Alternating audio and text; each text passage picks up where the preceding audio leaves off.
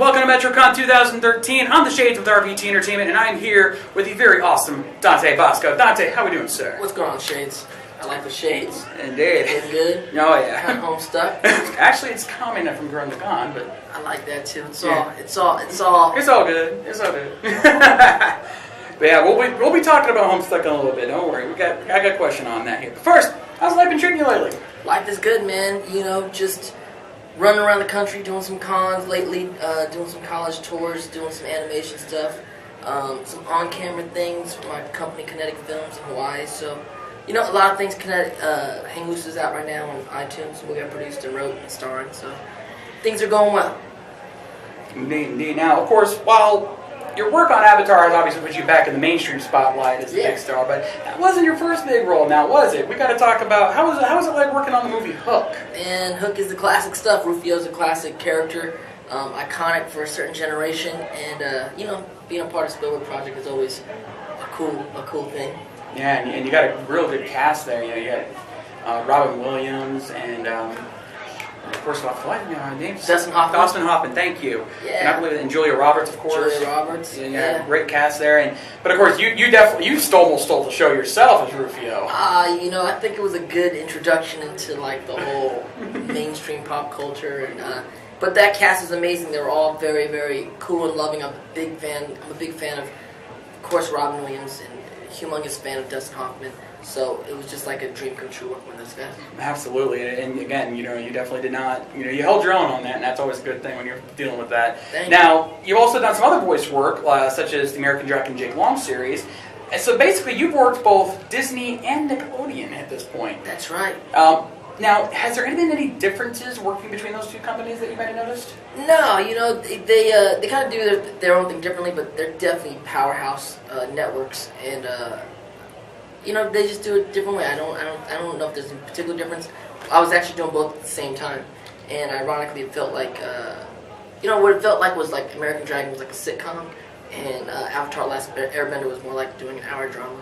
Yeah, there's obviously a big difference on that regard, and I can imagine it reflects in the characters too. Totally. Absolutely. So, and speaking of Avatar, let's get to that here, since that's what brings you here to Metrocon, obviously.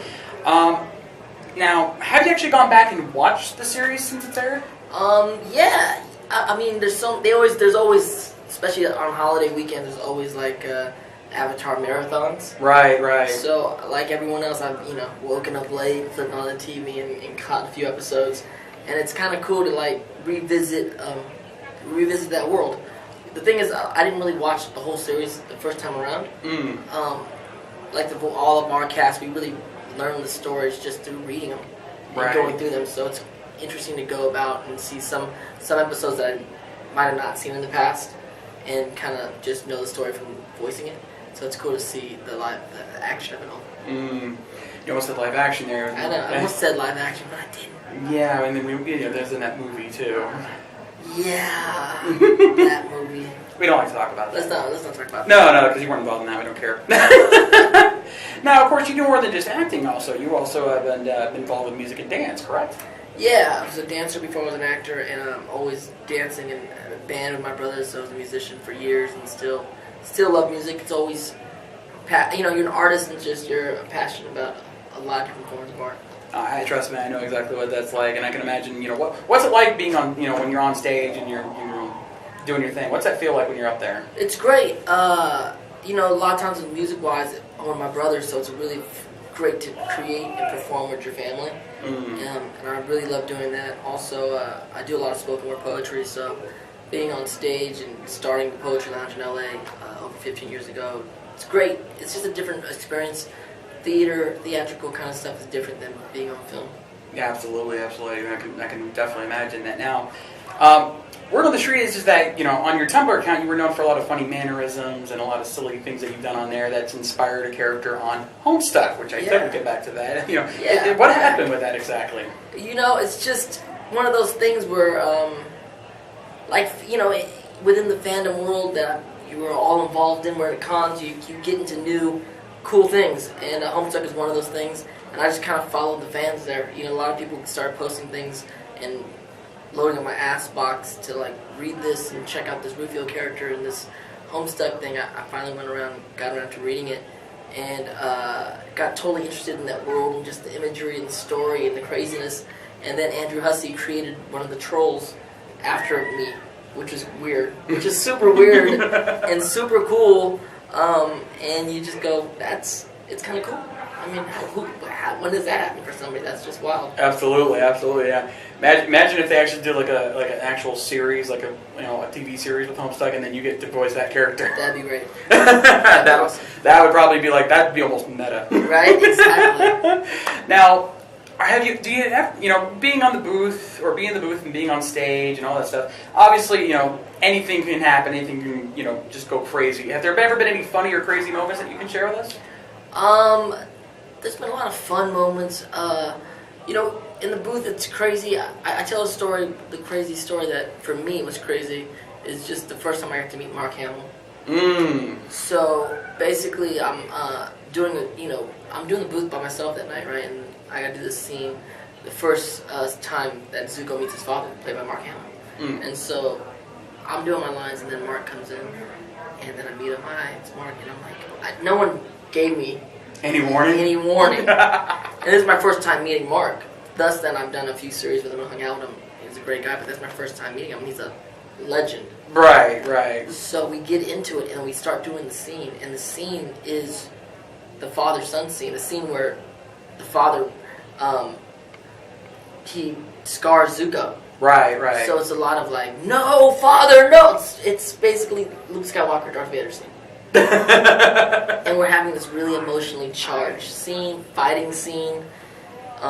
It almost feels like when Darth Vader cuts off Luke's hand, like that. I can definitely see that, yeah. And so we go through the scene, and it's super charged on both sides, and he's amazing. And then he's like, bye, and he leaves, because I have more work to do. And it's like, did that just happen? Did I just do that with Mark Hamill, with Luke Skywalker? That was the craziest moments for me, for sure. Yeah, I imagine when you're in the booth, you have that adrenaline rush kicking in, you're in the moment, you don't think about it, and then afterwards it settles in, you're like, huh? I mean, like everyone else, we're all fans of each other. Right, exactly. Just like I'm fans with you, sitting right here next to you, so there you go. And that's actually what I'm doing, because my wife said she would be in here, she wouldn't be able to do it.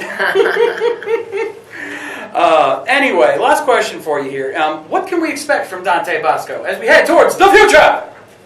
The future. So many things. Like I said, I have a production company called Kinetic Films in Hawaii. It's based out of Honolulu, and it's a Asian American Pacific Islander film company. We're finishing up our first 4 film slate. We finished our first 3, which is Hang Loose, which is out on iTunes right now. You can look at it. It's called Hang Loose, the movie. And then a movie coming out called Man Up. And then Paradise Broken. And then the 4th film we're filming at the end of this year is called Red Roses with AJ Raphael. So look for all those, me as a writer and a producer. As far as films, I have a movie coming out right now with Tom Sizemore called Murder 101. I just signed on to do a movie called Techie that shoots up in DC, so I'm looking forward to that soon. And there's a bunch of animation stuff that I don't think I can talk about yet. Cracking NDAs! I can't talk about them because I get in trouble. I know. So but I do have something coming out with the DC world. I can say that. Okay, hey, that's good. That'll get our fans interested, trust me. So the DC world, I have a new character coming out, and hope for other things in the works that I can't talk about. We'll find out. It's horrible, right? I know. It's so. I mean, this world is worse than the on-camera world because they're like, oh, you can't talk about that. You can't talk about that. Trust me, it's not the first time I've had that happen. But hey, you know what? We understand, and eventually we'll find out, and we'll be excited. So. Exactly. But Dante, thank you so much for joining us here today. Thank you, Shades. And you guys stay tuned for more awesome Metrocon footage right here at RBT Entertainment. I'm the Shades, and we'll see you guys next time. Rock on! Bam.